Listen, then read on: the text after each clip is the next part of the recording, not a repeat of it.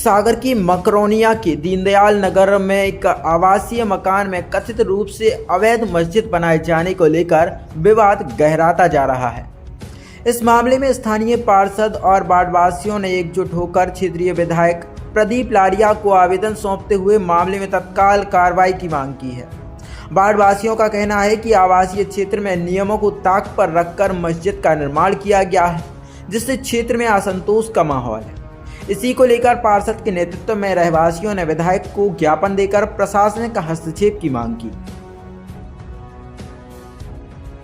ये विधायक जी को आज आप लोगों ने ज्ञापन दिया, किस चीज को लेकर ज्ञापन दिया? हाउसिंग बोर्ड के मकान में जो अवैध रूप से मस्जिद बोल रहे थे कि मस्जिद है बनाने का प्रयास कर रहे थे और उसमें नमाज वगैरह पढ़ रहे थे, उसकी सभी लोगों ने हम लोग ने उस रजिस्ट्री को शून्य करने के लिए माननीय विधायक जी को आवेदन पत्र दिया। इस मामले में बुधवार को मकरोनिया नगरपालिका की टीम ने भी मौके पर पहुंचकर जांच की। नगरपालिका के इंजीनियर सत्यम देवलिया द्वारा दस्तावेजों की जांच के बाद प्रारंभिक तौर पर मस्जिद को अवैध बताया गया है। इंजीनियर के अनुसार यह प्लॉट आवासीय है और हाउसिंग बोर्ड की संपत्ति है, जहां धार्मिक निर्माण के लिए ना तो लैंड यूज चेंज की अनुमति ली गई और ना ही अन्य आवश्यक स्वीकृतियां। सर, 2 दिन पहले दीनदयाल में आपने एक मकान पे आपकी टीम ने कुछ कार्रवाई की थी, जांच करी थी, क्या मामला है पूरा? हमारे संज्ञान में एक दीनदयाल नगर में जो हाउसिंग बोर्ड द्वारा कॉलोनी निर्मित की गई है, उसमें संज्ञान में आया था कि किसी मकान में मस्जिद का निर्माण कर लिया गया है। चूँकि बाहर से देखने में वो एक साधारण मकान प्रतीत होता है, ऐसे में हमने अपनी एक टीम भेजकर उसके अंदर इंस्पेक्शन करते हुए वीडियो वगैरह बनाए हैं, जिसमें उसमें मस्जिद नुमा उसको आकार देकर और वहाँ पे धार्मिक क्रियाएं की जा रही हैं।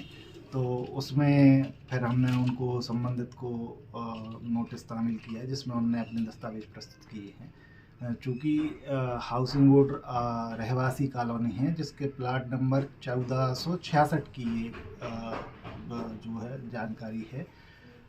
इस मकान को किसी व्यक्ति द्वारा एक रोशन खान और उनको बेच दिया गया था, जिनने दान पत्र करके उस को वक्फ कर दिया गया है।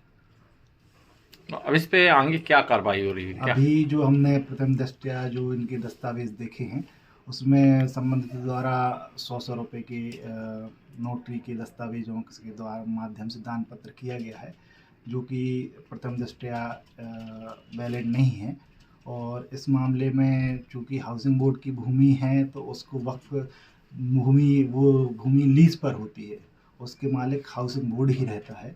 तो ऐसे में हमने हाउसिंग बोर्ड के संपदा अधिकारी को भी इस संबंध में पत्र भेजा है संपूर्ण दस्तावेजों के साथ कि इनकी जो रोशन खान थे, इनकी लीज निरस्त की जाए, क्योंकि इन्होंने भूमि उपयोग का भी उल्लंघन किया है। साथ ही रहवासी क्षेत्र में ऐसी कोई भी धार्मिक क्रियाकलाप करने पर के लिए उसकी एनओसी लेनी पड़ेगी, और चूँकि वो आवासीय भूमि घोषित है, तो ये मास्टर प्लान का भी उल्लंघन है।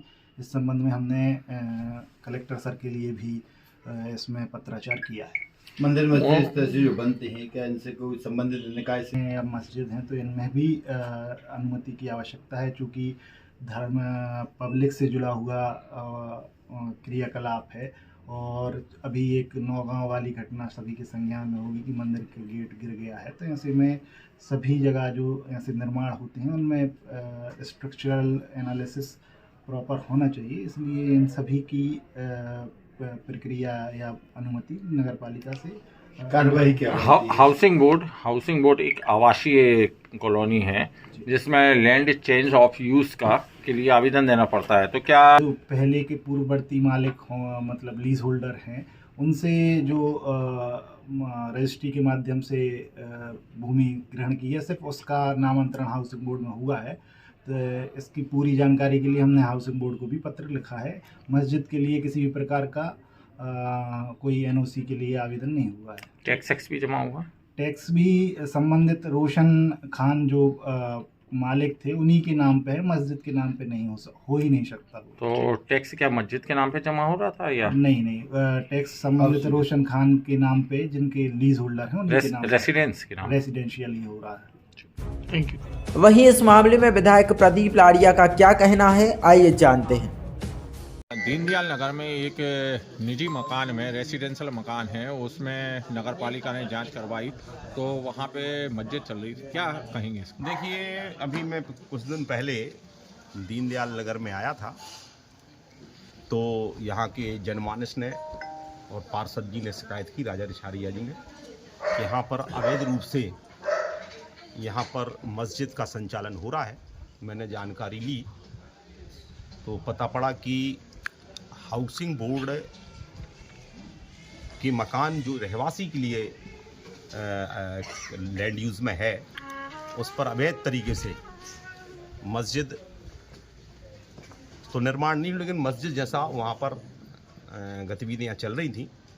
और ये भी यहाँ के रहवासियों ने जानकारी दी कि यहाँ पर कई प्रकार के कई जगह से लोग आते हैं, और ऐसा भी जानकारी में आई कि इसकी फंडिंग भी कहीं बाहर से होती है। कुल मिलाकर दीनदयाल नगर पूरा रहवासी क्षेत्र है, यहाँ पर इस तरह से मस्जिद संचालित नहीं कर सकते हैं, और जो उस मकान का लैंड यूज़ है वो भी रहवासी के लिए है।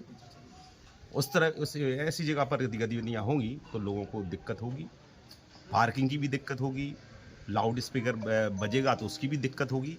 तो कुल मिलाकर ये नगर पालिका ने कार्रवाई की है, और जिसके लिए वो लैंड यूज़ है उसके आधार पर वहाँ पर केवल रहवास हो सकता है। इस तरह की मस्जिद अवैध है। आने वाले समय में मैं समझता हूँ विभाग इस पर ठोस कार्रवाई करेगा, शासन प्रशासन ठोस कार्रवाई करेगा। देखिए, मैंने पहले ही कहा कि वो रहवासी क्षेत्र है, वहाँ पर रहवास होना चाहिए, आवास होना चाहिए। इस तरह की कोई गतिविधियाँ होती हैं तो वहाँ के लिए इसकी प्रतिकूलता है ना, वहाँ पर पार्किंग की व्यवस्था है। वहाँ पर रहवास होने के कारण यदि मस्जिद होगी तो नमाज भी पढ़ी जाएगी, और तो जिससे आने वाले समय में टकराव की स्थिति बनेगी। मैं समझता हूँ वो किसी भी इससे उपयुक्त नहीं है मस्जिद के लिए। ऐसा बहुत जगह इसी तरह की चर्चाएं चौराहे की मस्जिद को लेके भी हैं, जो जयराम होटल के पीछे है, वहाँ की भी जांच कराएंगे, चुंगे भी लगे हुए, वहाँ भी जांच कराएंगे। यदि वो भी उस लैंड यूज़ का यदि मस्जिद के लिए नहीं है तो वहाँ पर भी नगर पालिका और प्रशासन उस पर कार्रवाई करेगा। अब निगाहें इस बात पर टिकी हैं कि आवेदन के बाद प्रशासन और नगर पालिका इस मामले में आगे क्या कदम उठाती है।